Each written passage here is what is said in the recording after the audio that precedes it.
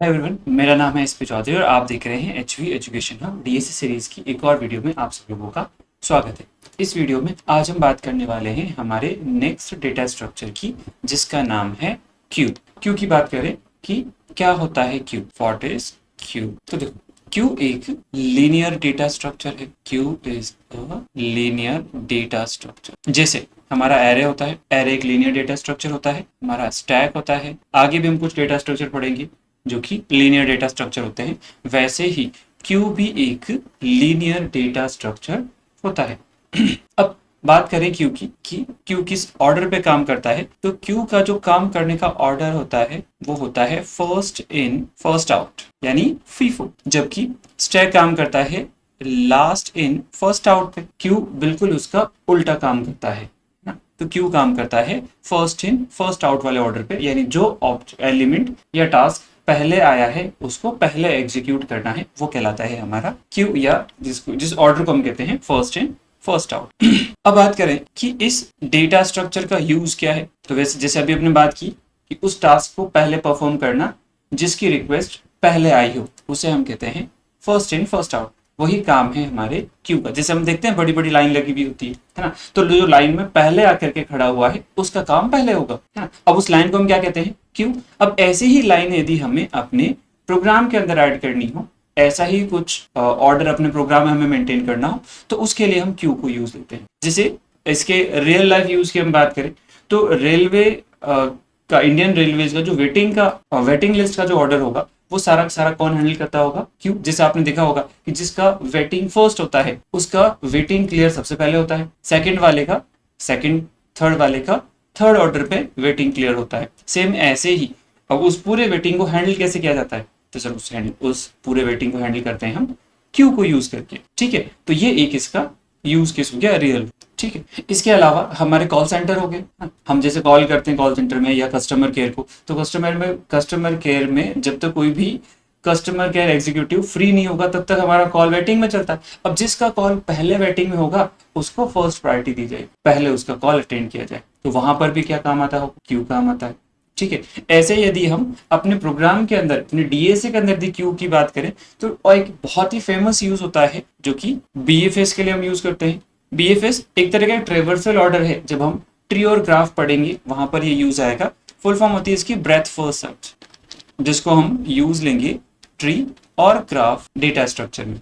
इसको हम level order traversal नाम से भी देखेंगे। इसका एक और नाम होता है लेवल ऑर्डर ट्रेवर्सल, ठीक है। इसमें भी हम क्यू को यूज करते हैं। ऐसे बहुत सारे यूज केसेस हैं जो हम रियल लाइफ में भी देखते हैं। जब हम एग्जैक्टली एक एप्लीकेशन या फिर एक प्रॉपर सॉफ्टवेयर बनाएंगे वहां पर भी देखते हैं। और जब हम डेटा स्ट्रक्चर में डीएसए के अंदर जब हम किसी प्रॉब्लम को सॉल्व करते हैं तो भी हम इस क्यू को यहाँ पर यूज लेते हैं। अब ये तो हो गई क्यू की यूज की बात। तो नेक्स्ट हम बात करते हैं क्यू के ऑपरेशंस की। ऑपरेशंस के अंदर हमारा फर्स्ट ऑपरेशन होगा एन क्यू। इसको हम यूज लेते हैं क्यू के अंदर किसी भी डेटा को ऐड करने के लिए, यानी add a new element in Q. Q के अंदर नए एलिमेंट को जब हम ऐड करते हैं तो वो क्या कहलाता है, एन क्यू, ठीक है। ऐसे ही दूसरा ऑपरेशन है हमारा डी क्यू। जब भी हमें किसी एक एलिमेंट को क्यू से हटाना हो, डिलीट करना हो, तो उसके लिए हम यूज लेते हैं enqueue, sorry dequeue, ठीक है। तो इसका यूज हो जाएगा delete an element from queue. Queue से एक एलिमेंट को डिलीट करना क्या कहलाता है, डी क्यू कहलाता है। और ये दोनों ही ऑपरेशन ऑर्डर ऑफ 1 पे काम करते हैं, यानी इनकी टाइम कॉम्प्लेक्सिटी क्या होती है, ऑर्डर ऑफ 1, ठीक है। अब ये दो मेन ऑपरेशन होते हैं जो हम क्यू में यूज करते हैं। इसके अलावा और भी ऑपरेशन है।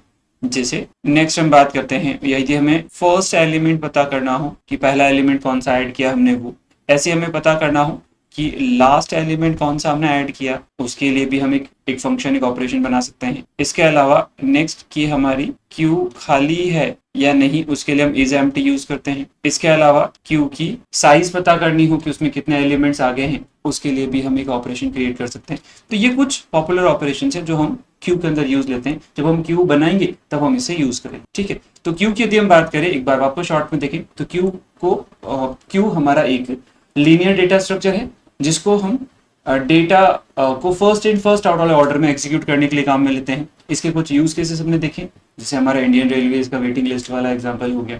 हमारे कॉल सेंटर के में जब हम कॉल करते हैं है ना। तो उसमें जो वेटिंग में कॉल जाता है उसका एग्जाम्पल हो गया, ठीक है।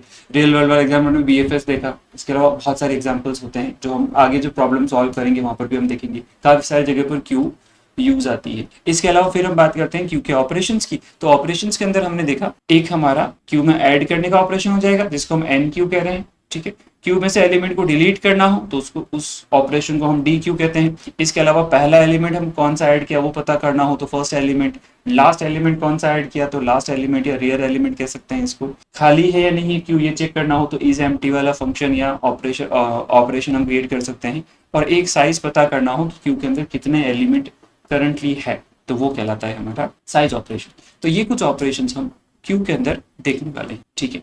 इसके अलावा नेक्स्ट हम बात करें क्यू के टाइप की, टाइप्स ऑफ क्यू। तो पहला हमारा आता है सिंपल क्यू जिसे हम लीनियर क्यू कह सकते हैं या सिंपल क्यू कह लो, ठीक है। इसी को थोड़ा सा और इम्प्रूव करते हैं तो नेक्स्ट क्यू बनती है जिसे हम कहते हैं सर्कुलर। उसके बाद third double ended queue, next priority queue.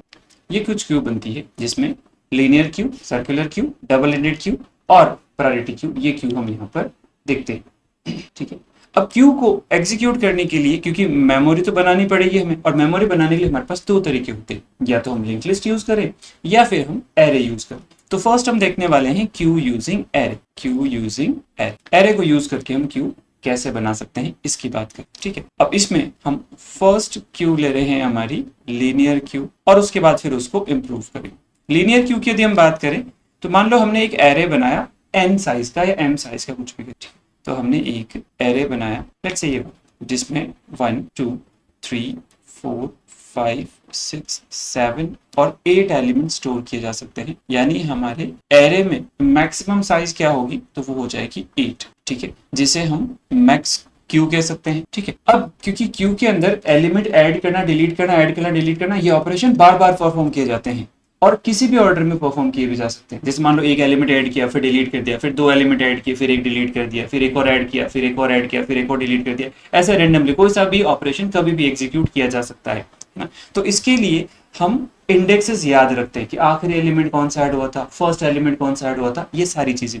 तो इसके लिए हम दो वेरिएबल बनाते हैं या दो पॉइंटर बनाते हैं। पॉइंटर मतलब वो एड्रेस स्टोर करने वाले पॉइंटर नहीं, वो पॉइंटर जो इंडेक्स याद रखते हैं, है ना। जैसे हम लूप चलाते हैं एरे में आई का, i equals to 0, i less than n, तो एरे ऑफ i के थ्रू हम क्या करते हैं एक एक इंडेक्स को एक्सेस करते हैं ना। तो उसी इंडेक्स को एक्सेस करने वाले वेरिएबल को हम पॉइंटर कहते हैं। अब उसको पॉइंटर कह सकते हो, कई जगह पर हम उसको काउंटर भी कहते हैं, दोनों नाम सही है। तो हम यहाँ पर दो पॉइंटर या दो काउंटर बना लेते हैं, एक का नाम रखते हैं फ्रंट और एक का नाम रखते हैं रियर। इन्हें बिल्कुल ऐसे ले सकते हो जैसे हमने जब स्टैक बनाया था तो स्टैक के अंदर हमने टॉप नाम का एक पॉइंटर लिया था जो इंडेक्स याद रखता कि आखिरी एलिमेंट किस इंडेक्स पे आकर के स्टोर हुआ होगा, है ना। सेम ऐसे ही हमने यहाँ पर दो पॉइंटर ले लिए, एक का नाम रखा है फ्रंट जो फर्स्ट एलिमेंट को याद रखेगा कि पहला नंबर कौन सा ऐड हुआ था, और एक हमने ले लिया रियर जो याद रखेगा कि आखिरी नंबर कहां पर जाकर के ऐड हुआ, ठीक है। अब इस क्यू में हम ऐड करते हैं रियर एंड से और डिलीट करते हैं हमेशा फ्रंट एंड से, ये चीज ध्यान रखनी है।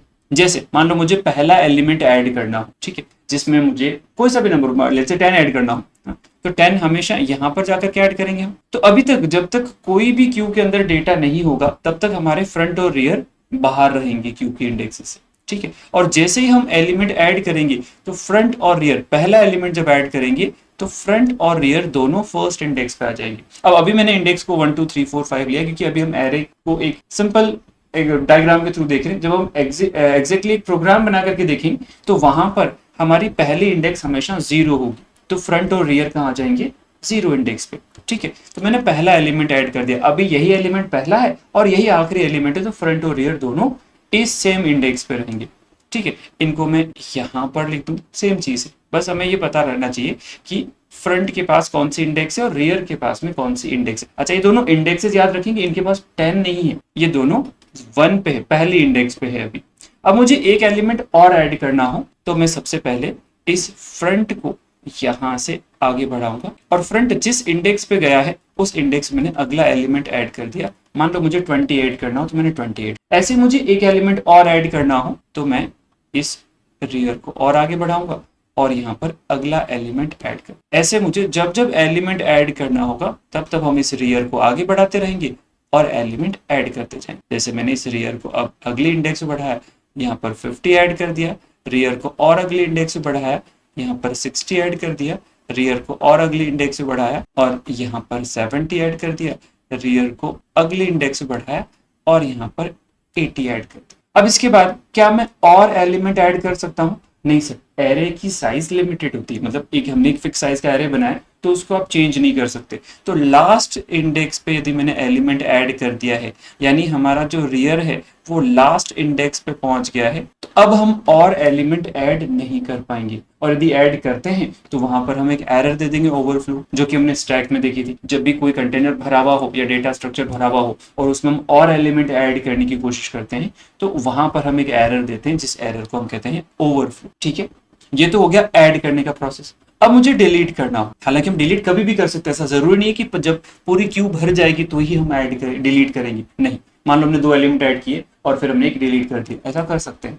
ठीक है, तो मुझे अगला एलिमेंट, मतलब अब मुझे पहला एलिमेंट डिलीट करना हो तो डिलीट कौन सा एलिमेंट होगा? सर वो एलिमेंट जो फ्रंट के पास है, क्योंकि क्यू क्या कहता है? क्यू कहता है कि फर्स्ट इन फर्स्ट आउट, यानी जो एलिमेंट पहले आया है वो एलिमेंट पहले बाहर जाएगा। ठीक है, तो पहला एलिमेंट कौन सा आया था? सर पहला एलिमेंट आया था जो फ्रंट के पास है, फ्रंट इंडेक्स पे रखा हुआ है ना, इस एलिमेंट को पहले डिलीट करेंगे। अब जब हम एरे यूज करते तो एरे में से डिलीट तो होता नहीं है एलिमेंट, तो हम क्या करते हैं, सिंपल इस फ्रंट वाले पॉइंटर को एक इंडेक्स आगे बढ़ा देते हैं।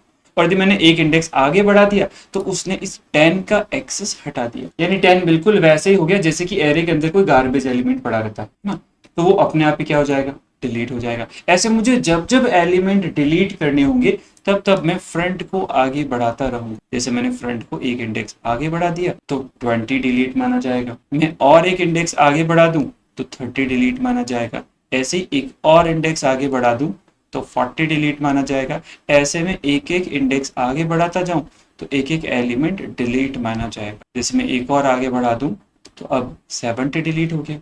अब मुझे एक और एलिमेंट डिलीट करना हो तो सिर्फ एक ही एलिमेंट बचा है और वो है 80, और 80 डिलीट करेंगे उस समय फ्रंट और रियर कहाँ है, एक साथ है सर। और फ्रंट और रियर जब एक साथ होंगे तो उस समय जो हमारा एलिमेंट डिलीट हुआ है वो लास्ट एलिमेंट होगा। और यदि हम लास्ट एलिमेंट को डिलीट कर देते हैं तो क्यू फिर से क्या हो जाएगी, खाली। और जब क्यू खाली होती है, जब क्यू खाली होती है तो उस समय हम फ्रंट और रियर को क्यू से बाहर ला करके रख देते हैं, यहाँ जहां हमने स्टार्टिंग में रखी। और यदि फ्रंट और रियर क्यू से बाहर है, इनके इंडेक्स से बाहर है, इसका मतलब है कि हमारी ये क्यू खाली, हमारी ये क्यू खाली। ये समझ में आ गया? कुछ बेसिक मोटा मोटा समझ में आ गया होगा कि हम कर क्या रहे हैं, हम कैसे डेटा को ऐड करेंगे, कैसे डेटा को डिलीट करेंगे। हालांकि अभी तक हम कोड पे नहीं पहुंचे, हमने बस सिंपल एक डायग्राम के थ्रू समझा कि डेटा कैसे कैसे ऐड करते जाएंगे और कब कब डिलीट करते जाएंगे। जब ऐड करेंगे तब कौन सा पॉइंटर बढ़ेगा, जब डिलीट करेंगे तब कौन सा पॉइंटर बढ़ेगा, है ना। कब ऐड जाकर के स्टॉप हो जाएगा कि उसके बाद और ऐड नहीं कर सकते, कब डिलीट जाकर के स्टॉप हो जाएगा कि और डिलीट नहीं कर सकते ना। ये सारी चीजें हमने देखी। अब हम बनाते हैं इसका एक सिंपल सा program using array with class and object. ठीक है, तो प्रोग्राम की बात करते हैं। प्रोग्राम में हम एक एरे यूज लेने वाले हैं और ये एरे हम यूज ले लेंगे क्लास के अंदर, तो यहाँ पर क्लास एंड ऑब्जेक्ट भी यूज आने वाला। ठीक है, तो फटाफट से चलते हैं अपनी VS कोड स्क्रीन पे और वहां पर इस कोड को लिखते हैं। तो यहाँ मैंने सबसे पहले एक क्लास बना दी, क्लास माई क्यू, कुछ इस। ठीक है, और इसके अंदर हमने एक एरे बना दिया। इंटीजर टाइप का डेटा रखते हैं इसलिए मैं एरे का डेटा टाइप अभी इंटीजर ही रख रहा हूँ। ठीक है, तो मैंने इंटीजर टाइप का एक एरे बनाया, एरे का नाम रख देते हैं डेटा। साइज क्या रखते हैं, तो मैंने साइज रख दी मैक्स क्यू। अब आपको सर ये मैक्स क्यू क्या है, तो बेसिकली मैक्स क्यू में यहाँ पर एक कांस्टेंट बनाने वाला हूँ हैश डिफाइन से, जिसकी साइज अभी फिलहाल के लिए मैं 5 रख देता हूँ। अब जिन लोगों को नहीं आइडिया कि ये हैश डिफाइन क्या है तो उनको मैं सिंपल वर्ड में बताता हूँ। इसका जो टेक्निकल नाम है वो है मैक। इसका टेक्निकल नाम क्या होता है, मैक्रो। काम क्या है इसका, काम यह है कि जहां जहां पर अपने प्रोग्राम के अंदर मैक्स क्यू लिखा हुआ होगा वहां वहां पर ये 5 लिख करके आ जाएगा। हमारा कंपाइलर क्या करता है, इसे एग्जीक्यूट करता है और जहां जहां कंपाइलर को ऐसा ही सेम ऐसा ही कैपिटल में मैक्स क्यू लिखा हुआ मिलेगा उस जगह पर वो क्या रख देगा, 5 रख देगा। तो जब हम इस एरे की बात करेंगे तो इस एरे का साइज क्या होगा, 5। समझ में आ गया? अब आपको सर आपने ऐसा क्यों किया, हम डायरेक्ट यहाँ पर भी तो 5 लिख सकते थे, बिल्कुल लिख सकते थे, ये भी अलाउ था। लेकिन सोचो मुझे जहां जहां पर इसका साइज लिखना होगा मैं वहां पर 5 लिखूंगा। अब मुझे 5 से उसको 10 करना होगा और मान लो मैंने इस पूरी क्लास के अंदर 10 बार 5 लिखा तो मुझे उससे सभी जगह पर 10 जगह पर चेंज करना पड़ेगा। जबकि मैं इसकी जगह पर यदि मैक्स क्यू यूज करता हूं तो मैं इस मैक्स क्यू की वैल्यू जैसे 10 चेंज करूंगा अपने आप ही इसकी साइज भी चेंज हो जाएगी। तो यही फायदा है इस मैक्रो बनाने का कि जहां जहां पर मुझे साइज यूज करनी है वहां पर साइज अपने आप। ठीक है, फिलहाल मैं फिर से इसमें 5 साइज रखता हूँ। छोटी साइज इसलिए रखी ताकि हम ओवरफ्लो वाली कंडीशन एक बार फटाफट से देख पाए। तो एक मैंने यहाँ पर एरे बना दिया है जिसका नाम हमने डेटा रखा है, जिसकी साइज है मैक्स की जो कि 5। ठीक है, अब इसके अलावा क्योंकि हमें पॉइंटर भी चाहिए, वो दोनों काउंटर जो फ्रंट और रियर है वो दोनों भी बना देते हैं। तो मैंने एक फ्रंट बना दिया और एक रियर बना दिया, ये दो हमने काउंटर। ठीक है, फिर चलते हैं पब्लिक में। और पब्लिक में हमने यहाँ एक माई क्यू कंस्ट्रक्टर हमने बना दिया जिसमें फ्रंट और रियर स्टार्टिंग में -1 इंडेक्स होनी चाहिए। अब आपको सिर्फ -1 पे क्यों रखा? मैंने कहा मुझे बाहर रखना है ना? तो बाहर रखना मतलब एक ऐसी इंडेक्स देनी पड़ेगी जो कभी भी इस एरे में एग्जिस्ट नहीं करती हो, और वो इंडेक्स है -1, क्योंकि एरे की स्टार्टिंग इंडेक्स होती है 0 0 1 2 3 4 ऐसे चलेगा। ठीक है, तो मैंने -1 पे रख दिया। इसका मतलब है कि फ्रंट और रियर दोनों ही अभी उस डेटा वाली क्यू की इंडेक्स से बाहर है ना? और जब ये बाहर, इसका मतलब हम ये मानेंगे कि हमारी क्यू खाली है। ठीक है, अब इसके बाद बात करते हैं अगले ऑपरेशन की। इसे टर्मिनेट कर देते हैं। अगले ऑपरेशन की जो की है एक एलिमेंट को ऐड करना, जिसका नाम हमने एन क्यू रखा था। तो मैंने यहाँ पर एक फंक्शन बना दिया एन क्यू जो एक इंटीजर की वैल्यू लेगा वैल्यू में और इसे ऐड करे। अब हम कब ऐड नहीं कर सकते? हमने कहा सर जब रियर आखिरी इंडेक्स पे पहुंच जाए तब हम ऐड नहीं कर सकते। अब हमेशा एरे की आखिरी इंडेक्स क्या होती है? सर एरे की आखिरी इंडेक्स होती है जो एरे की साइज है उससे एक कम, क्योंकि इंडेक्सेस कहाँ से चलती है? सर 0 से ना।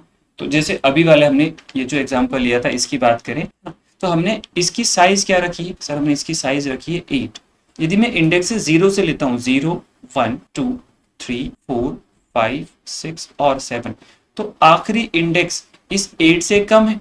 और इस 8 का हमने नाम क्या दिया है? सर 8 का नाम हमने दिया है मैक्स क्यू ना। तो मैं ये कह सकता हूँ कि ये 7 जो है ये मैक्स क्यू -1 के बराबर होगा हमेशा। ऐसा ही होगा कि -1 इस तरह से। ठीक है, तो जब भी हमारा रियर वाला पॉइंटर इस इंडेक्स पे पहुंच जाता है यानी मैक्स क्यू -1 के बराबर हो जाता है, इसका मतलब उसके बाद हम और ऐड नहीं कर पाएंगे। ठीक है, तो वही हमारा फर्स्ट कंडीशन हो जाएगी। हम यहाँ पर लिख देते हैं कि if rear equals to max queue -1 हो जाता है, यानी और हम ऐड नहीं कर सकते। और जब हम ऐड नहीं करते हैं, नहीं कर सकते, उस समय ऐड करने की कोशिश करते हैं तो हम एक एरर देते हैं जिसका नाम है ओवरफ्लो। बिल्कुल, तो मैं यहीं पर प्रिंट कर देता हूँ ओवरफ्लो, कुछ इस तरह से लाइन चेंज कर दी ताकि आउटपुट अलग लाइन में दिखता रहे। तो हमने ओवरफ्लो दे दिया और उसके बाद हमें ऐड करना नहीं, यानी फंक्शन को खत्म करना नहीं, तो यहीं से रिटर्न कर। ठीक है, और इसके बाद नेक्स्ट, यदि ऐसा नहीं है यानी रियर मैक्स क्यू -1 पे नहीं है, इसका मतलब है कि रियर एक ऐसे इंडेक्स पे होगा जिसके आगे और जगह हैं। और जगह तो हम सबसे पहले रियर को इंक्रीज करते हैं, रियर को इंक्रीज करते हैं और वहां पर डेटा ऐड कर देंगे। लेकिन हम एक केस भूल रहे हैं। कौन सा वाला? सर पहला वाला केस। पहले वाले केस में हमें सिर्फ रियर को नहीं बढ़ाना है, हमें रियर के साथ साथ फ्रंट को भी पहली इंडेक्स पे लेके आना है। याद करो, जब हमने पहली बार फ्रंट और रियर में यानी 10 को जब ऐड किया था तो फ्रंट को और रियर दोनों को फर्स्ट इंडेक्स पे लेके आए थे, तो 0 पे ले आएंगे। और उसके लिए होना क्या चाहिए? सर उसके लिए फ्रंट और रियर पहले से -1 पे होना चाहिए। यदि फ्रंट और रियर पहले से -1 पे है, इसका मतलब अब जब हम जो एलिमेंट हम ऐड करने जा रहे हैं वो हमारा पहला एलिमेंट है, और पहले एलिमेंट को ऐड करने के लिए फ्रंट और रियर दोनों को 0 इंडेक्स पे ले आएंगे। ठीक है, तो इसके लिए कंडीशन चेक कर लेते हैं यहाँ कि if front equals to minus. अब आप किसी को भी चेक कर लो, किसी को चेक कर लो से मतलब है फ्रंट को चेक कर लो या फिर रियर को चेक कर लो, क्योंकि -1 पे होंगे तो दोनों एक साथ होंगे। कभी भी ऐसा नहीं कि फ्रंट -1 पे रियर नहीं है, नहीं, दोनों ही -1 पे। तो किसी को भी चेक कर लो, यदि हमारा फ्रंट -1 पे है इसका मतलब है कि दोनों ही -1 पे होंगे, और यदि दोनों -1 पे तो पहले दोनों को 0 इंडेक्स पे ले आते हैं। तो यहाँ पर हम फ्रंट को और रियर को 0 इंडेक्स पे ले आते हैं, और ऐसा नहीं हुआ तो, ऐसा नहीं होता है तो रियर को सिंपल एक इंडेक्स आगे बढ़ाएंगे, और जो हमारा डेटा वाला हमने एरे बनाया है उसकी रियर इंडेक्स पे स्टोर कर देंगे इस वैल्यू को जो हमने इस फंक्शन में मंगवाई। ठीक है, ये सिंपल सा फंक्शन हो जाएगा जिसके थ्रू हम एक एलिमेंट को क्यू में ऐड कर सकते हैं यदि उसमें जगह है तो। यदि जगह नहीं हुई तब हम ओवरफ्लो का एरर दे करके यहीं से रिटर्न कर। सिंपल सा फंक्शन है, सबको समझ में आ गया होगा। ऐसे हम बात करते हैं डिलीट करने वाले फंक्शन की, जिसका नाम डी क्यू ने। तो हमारा next function D Q, sorry इसमें हमें कुछ वैल्यू लेने की जरूरत नहीं है क्योंकि हम सिर्फ एक एलिमेंट को डिलीट करते हैं। और कौन सा वाला एलिमेंट डिलीट होगा? सिर्फ एलिमेंट डिलीट होगा जो फ्रंट इंडेक्स पे रखा हुआ होगा। अब क्योंकि एरे है तो एरे में वास्तव में कोई एलिमेंट डिलीट होता नहीं है, ठीक है। हम क्या करते हैं, हम सिर्फ उसकी इंडेक्स को छोड़ करके आगे बढ़ जाते हैं ताकि वो अपने आप डिलीट मान लिया जाए। और इंडेक्स फ्रंट के पास है तो हमें फ्रंट को आगे बढ़ा देना। लेकिन कब डिलीट नहीं कर पाएंगे? सर यदि हमारा फ्रंट -1 पे है, इसका मतलब हम डिलीट नहीं कर पाएंगे क्योंकि फ्रंट जब -1 पे होता है इसका मतलब है कि क्यू खाली है। और खाली कंटेनर को कैसे डिलीट करेंगे? तो सबसे पहली कंडीशन हम यहाँ पर चेक करेंगे कि हमारा फ्रंट इक्वल्स टू -1। फिर से कह रहा हूँ, -1 पे आप किसी को भी चेक कर लो, फ्रंट को रियर को किसी को भी चेक कर सकते हो।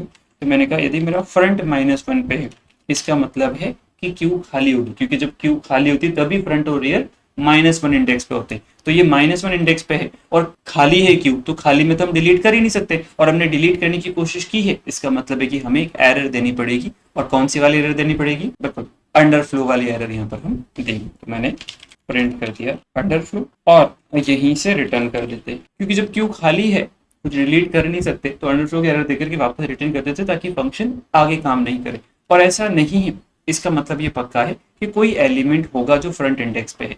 अब क्योंकि हो सकता है वो आखिरी इंडेक्स हो, मतलब आखिरी एलिमेंट हो फ्रंट के पास, फ्रंट जिस इंडेक्स पे है उस इंडेक्स पर रखा हुआ आखिरी एलिमेंट हो, उसके आगे कोई भी एलिमेंट नहीं है।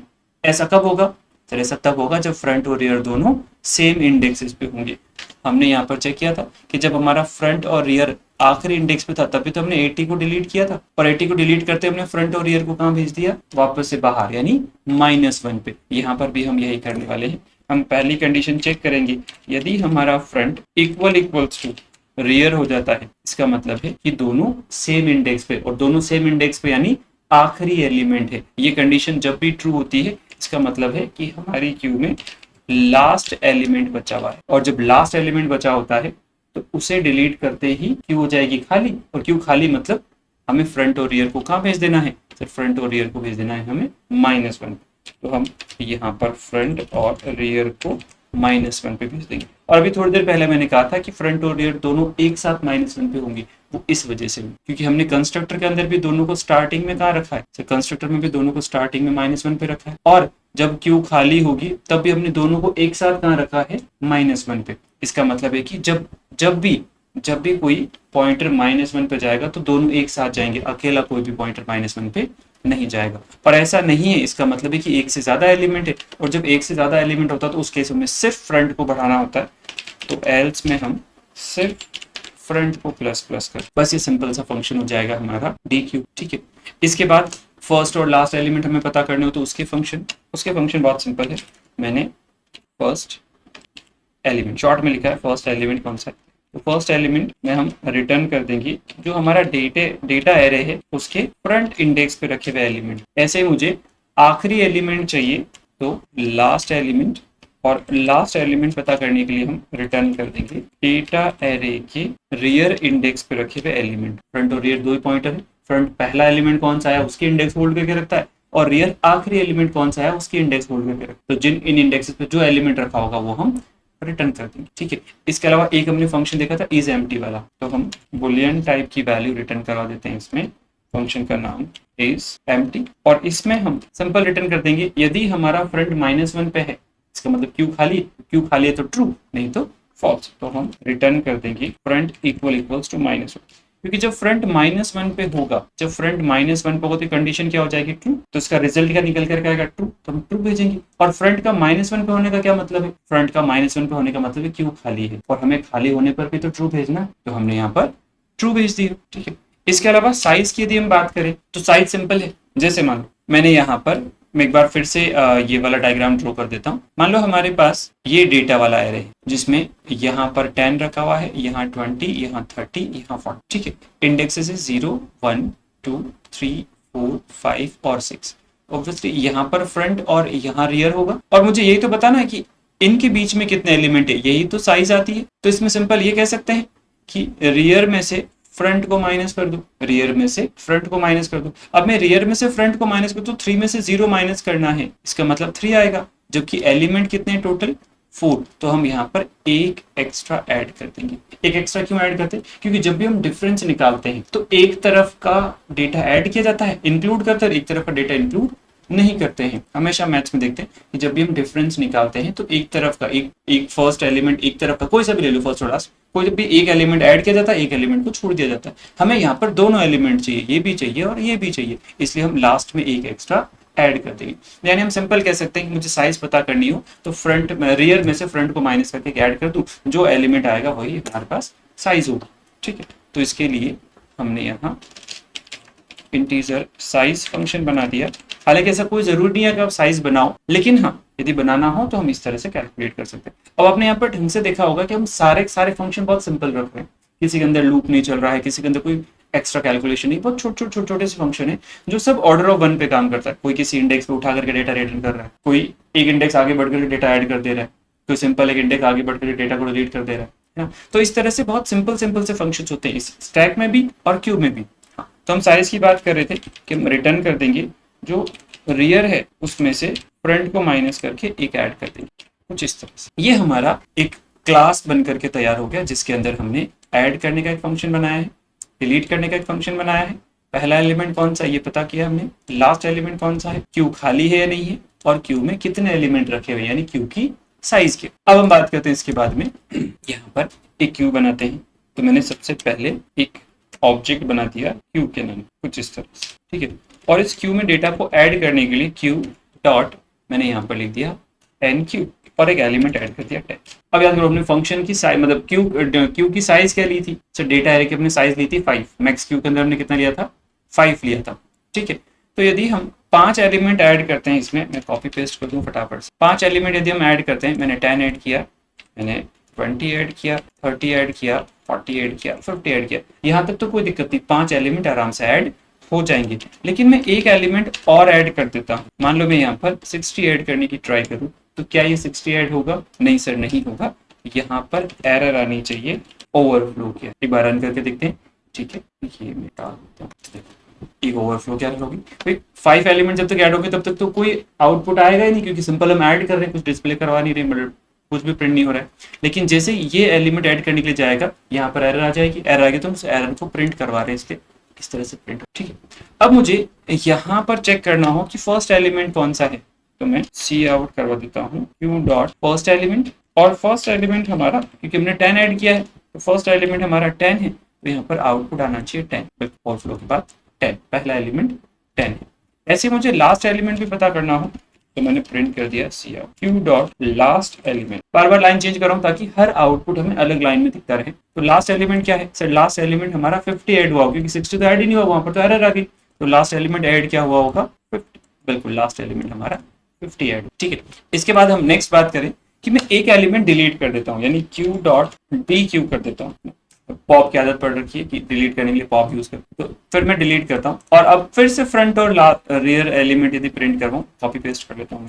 तो जो फर्स्ट एलिमेंट है वो तो चेंज हो जाएगा, 10 हट गया, क्योंकि हमेशा पहली वैल्यू वो हटाता तो 10 तो हट जाएगा। तो अब जब 10 हट गया तो फर्स्ट एलिमेंट कौन सा बचा? 20, और आखिरी एलिमेंट हमारा 50 का 50 रहा। तो देखो से रन करते हैं, बिल्कुल अब फर्स्ट एलिमेंट हो गया 20 और लास्ट एलिमेंट हमारा 50। लास्ट एलिमेंट आखिरी में जाकर के डिलीट होगा जब क्यू खाली होने वाली। ठीक है, तो इस तरह से हम इस क्यू को यूज लेते हैं, इसमें डेटा को ऐड करते हैं, डेटा को डिस्प्ले करवाते हैं, डिलीट करते हैं, ये सारी चीजें हम यहाँ पर देखते हैं। एक साइज और प्रिंट कर लेते हैं। देखो हमारे पास अब 20 है, 30 है, 40 है और 50 है। 60 ऐड हुआ नहीं, 10 को हमने डिलीट कर दिया। तो अब साइज यदि हम पता करें, साइज ऑफ, ये सिंपल मैसेज दिया मैंने ना, साइज ऑफ क्यू, और यहाँ पर प्रिंट करते हैं क्यू डॉट साइज, कुछ इस तरह से। एक बार रन करते हैं इसे, तो देखो लास्ट में इस बार हमें साइज भी मिलेगी, जो कि क्या है, 4 ही है। 20, 30, 40 और 50, 60 ऐड हुआ नहीं और 10 हमने डिलीट कर दिया। आई थिंक यहाँ तक सबको समझ में आ गया होगा, हमने क्यू कैसे बनाई, क्यू को यूज कैसे, मतलब क्यू क्रिएट कैसे करेंगे, फंक्शंस कैसे कैसे बनेंगे। ये फंक्शन ही सारे सारे क्या है, ऑपरेशंस है। तो किस तरह से हम क्रिएट करेंगे, कैसे डेटा को ऐड कर सकते हैं, कैसे डेटा को डिलीट कर सकते हैं, ये सारी चीजें आई होप यहाँ तक समझ में आ गया होगा। किसी को कुछ भी डाउट हो तो कमेंट में लिखो। बाकी मिलते हैं जल्दी अब अगले वीडियो में। आपको वीडियो यदि पसंद आई है तो लाइक करें, अपने फ्रेंड्स को शेयर करें और सब्सक्राइब तो करना ही है सबको, ठीक है। बाकी मिलते हैं अगले वीडियो में, तब तक के लिए थैंक यू सो मच।